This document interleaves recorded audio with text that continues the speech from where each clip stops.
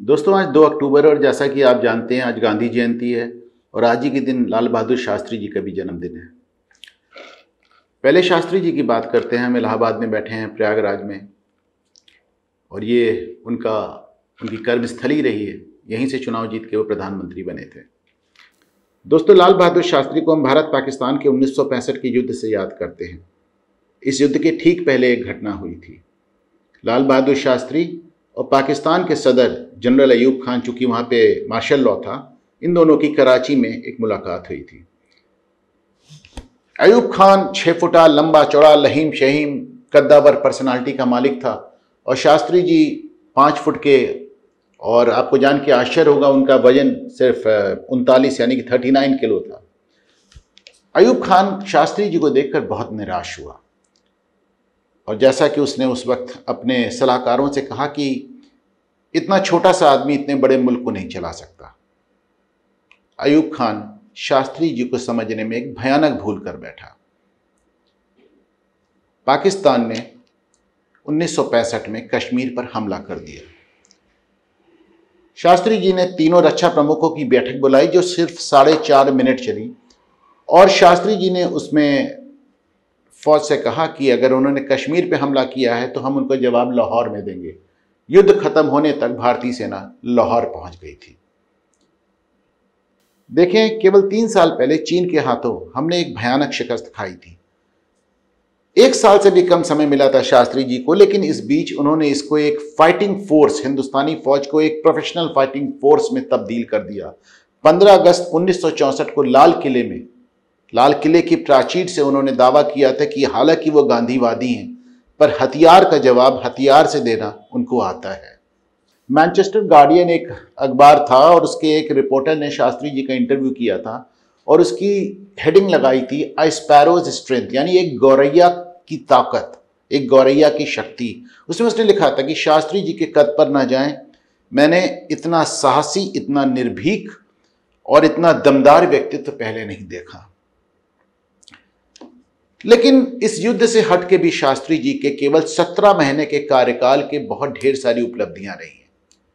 श्वेत क्रांति यानी व्हाइट रिवॉल्यूशन वर्गीस कुरियन के साथ मिलकर शास्त्री जी ने शुरू की थी।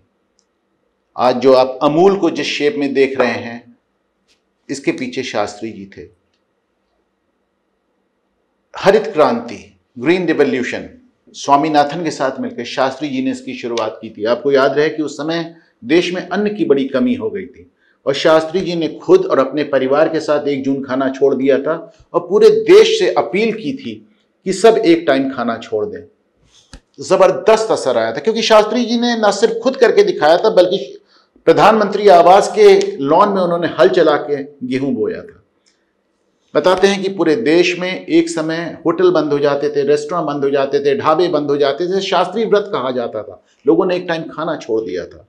अभी हाल में प्रधानमंत्री मोदी ने जब गैस सब्सिडी छोड़ने की अपील की, हमारे यही प्रयागराज में फूलपुर में एक सभा में बोलते हुए, तो उन्होंने शास्त्री जी की इसी अपील का हवाला दिया। शास्त्री जी की ईमानदारी के बड़े चर्चे हैं। आप जानते हैं जब उनकी मृत्यु हुई तो उनके पास से उनकी पूरी संपत्ति केवल 6,000 रुपए की निकली। आज जो आप सेंट्रल विजिलेंस कमीशन देख रहे हैं, ये एंटी करप्शन लॉ भी शास्त्री जी का बनाया हुआ था। लोकपाल ला रहे थे वो, उसके पहले उनकी मृत्यु हो गई। अभी तक लोकपाल को लेकर इतना हंगामा मचा रहता है। इन सब के अलावा शास्त्री जी के अंदर एक वित्त शास्त्री भी छुपा था। देखिए, जवाहरलाल नेहरू अपने 17 साल के कार्यकाल में उनका पूरा फोकस बड़े बड़े डैम्स, बड़ी बड़ी इंडस्ट्रीज की तरफ था। नेहरू जी के जाने के बाद शास्त्री जी ने पहली बार किसानों की तरफ, खेती की तरफ, हरित क्रांति की तरफ ध्यान दिया। इसीलिए उनको किसानों का प्रधानमंत्री, फार्मर्स प्राइम मिनिस्टर भी कहते हैं। इसके अलावा नेहरू जी सोवियत रूस से बहुत हद तक प्रभावित थे, तो उन्होंने वो पूरा Soviet socialist model, Samajwadi model अपना रखा था। 5 ईयर प्लान्स, योजना आयोग वगैरह। शास्त्री जी ने इन 5 ईयर प्लान्स को तिलांजलि देने की बात की, बल्कि इसका कांग्रेस में बड़ा विरोध हुआ, क्योंकि उस समय तक लोगों को नेहरू के मॉडल की आदत हो चुकी थी। बल्कि शास्त्री जी का बड़ा फेमस जुमला है कि 5 year plans are okay but let us take 1 year holiday, यानी पंचवर्षीय योजना से 1 साल की छुट्टी ले लेते हैं। सिर्फ इतना ही नहीं, उन्होंने विकेंद्रीकरण के लिए काम किया, राज्यों को ज़्यादा ताकतवर बनाया, और सबसे बड़ी बात कि उन्होंने लाइसेंस राज खत्म करने की बात की। अब देखिए, ये जो एक तरफ तो ये नेहरू जी का वो था कि सब चीज़ें नेशनलाइज हो जाएं, उनको राष्ट्रीयकरण कर दिया जाए। दूसरी तरफ शास्त्री जी इनको डी लाइसेंस करने की कोशिश कर रहे थे, राष्ट्रीयकरण खत्म करने की कोशिश कर रहे थे। उनकी जल्दी ही मृत्यु हो गई और इंदिरा जी ने वापस आके फिर से राष्ट्रीयकरण की बयार चढ़ी। उन्होंने तो बैंकों तक का वो नेशनलाइज कर डाला। लेकिन शास्त्री जी जो काम 1965 में करना चाह रहे थे वो काम फाइनली नरसिम्हा राव ने आके 1991 में किया, इकोनॉमी को ओपन अप करना। आज जो आप अपने देश की एक कंपैरेटिवली एक बेहतर हालात देख रहे हैं, और यंगर जनरेशन तो वो हालात देखे ही नहीं जब हमको अपने देश का सोना गिरवी रखना पड़ा था 1990 में। तो आज जो हालात आप देख रहे हैं ये नरसिम्हा राव की सरकार के जो ये उदारीकरण, जो opening up of the economy है उसके चलते। और आप सोच के देखें कि ये काम लाल बहादुर शास्त्री 1965 में करना चाह रहे थे। शास्त्री जी की बड़े असमय मृत्यु हो गई और जैसा कि आप जानते हैं उनकी मृत्यु आज तक रहस्य के घेरे में है। अभी हाल ही में उस पर एक फिल्म आई है द ताशकंद फाइल्स, देखने लायक फिल्म है। पर कम लोग जानते हैं कि शास्त्री जी की मृत्यु के बाद कांग्रेस पार्टी और इंदिरा जी ने उनका दाह संस्कार दिल्ली में करने की इजाज़त तक नहीं दी। उन्होंने कहा इनको इलाहाबाद ले जाओ। वो ललिता शास्त्री जी अड़ गई, उनकी पत्नी, तो उनको इजाज़त मिली। जय जवान जय किसान का जो नारा आज आप शास्त्री जी के नाम से जोड़ते हैं, ये नारा कांग्रेस पार्टी और इंदिरा जी ने उनकी समाधि पर लिखने की इजाज़त नहीं दी। ललिता शास्त्री भूख हड़ताल पर बैठकर उन्होंने फाइनली इस नारे को उनकी समाधि पर लिखाने की इजाज़त पाई। कांग्रेस पार्टी ने अपने नेहरू गांधी से हट के जो प्रधानमंत्री हुए उनके साथ हमेशा यही व्यवहार किया। नरसिम्हा राव का आपको याद होगा कि उनको भी अंत्येष्टि की इजाज़त दिल्ली में नहीं दी गई, उनको हैदराबाद उनकी बॉडी ले गई। और जब उनका आखिरी कारवां गुजर रहा था तो उनको पार्टी ऑफिस के अंदर तक नहीं घुसने दिया गया था।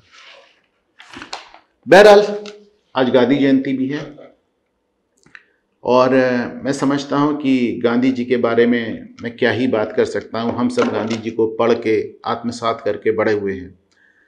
लेकिन जब भी गांधी जी का जिक्र आता है तो आम हिंदुस्तानियों के दिल में एक ख्याल ज़रूर आता है कि जिस गांधी का नाम लेकर Nelson Mandela, Martin Luther King, Dalai Lama ये सब नोबेल प्राइज़ पाए शांति का, उस गांधी को कभी नोबेल प्राइज़ कभी क्यों नहीं मिला।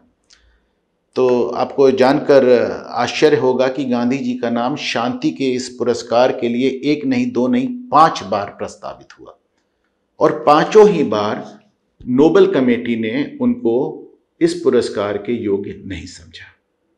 अभी कुछ समय पहले नोबेल कमेटी ने अपने वेबसाइट में बाकायदा एक लेख पहले भी लिखा था, अभी फिर उसको रिपीट किया।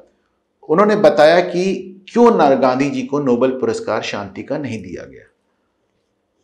लंबा लेख है, आप जाके उसके वेबसाइट पे पढ़ सकते हैं nobelprize.org पर।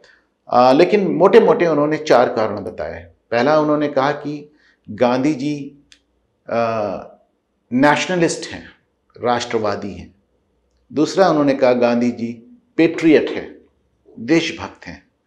तीसरा कारण उन्होंने बताया कि गांधी जी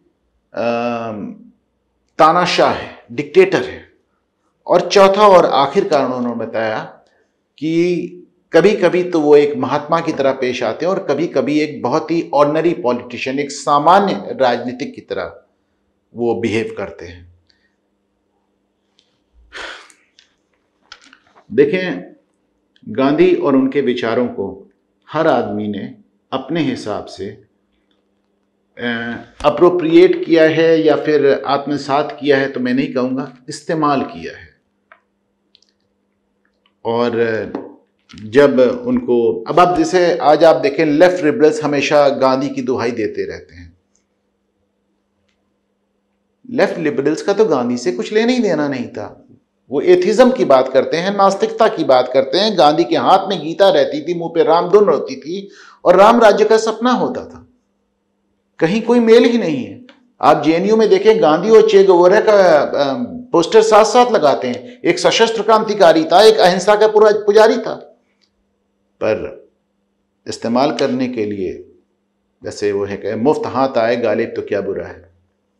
और सभी को देख लें, अरुंधति राय अपने आप में लेफ्ट लिबरल्स की सबसे बड़ी चैंपियन हैं, और वहीं वो ये भी दावा करती हैं कि गांधी बहुत बड़े नस्लवादी और जातिवादी थे। आपको याद होगा मायावती ने उनको पहले शैतान की औलाद बताया था, और आज ये सब गांधी को अपने हिसाब से इस्तेमाल कर रहे हैं। गांधी परिवार, राहुल गांधी और प्रियंका गांधी ने तो गांधी का सरनेम ही पूरा का पूरा अप्रोप्रिएट कर लिया, हथिया लिया। वो गांधी नहीं थे, वो एक पारसी परिवार थे जिनकी स्पेलिंग हुआ करती थी GHANDY, बदल के गांधी हो गई। लेकिन और सिर्फ इन्हीं की बात क्यों करें, भारतीय जनता पार्टी और उनके समर्थकों तो नाथूराम गोडसे से जोड़ के देखा जाता रहा है, आज वो भी गांधी के पुजारी नजर आ रहे हैं। तो कोई भी व्यक्ति या उसका दर्शन, उसके विचार हमारे लिए तभी तक मुफीद हैं जब तक वो हमारे एजेंडा को बढ़ा रहे हैं। उसके बाद ना व्यक्ति बचता है ना उसके विचार। और गांधी का मूल्यांकन तो उनके जीवित रहते ही शुरू हो गया था, जब डॉक्टर BR अम्बेडकर ने ओपनली डिक्लेयर किया था कि मैं इनको महात्मा मानने से इनकार करता हूं, ही जस्ट अ पॉलिटिशियन, ये सिर्फ एक राजनीतिक है। हमारे अपने शहर के शायर अकबर इलाहाबादी ने एक बार गांधी और जिन्ना को कंपेयर करते हुए कहा था कि गांधी तो हमारा भोला है, फिर शेख ने बदला चोला है, देखे कि खुदा क्या करता है, साहब ने भी दफ्तर खोला है। जय हिंद।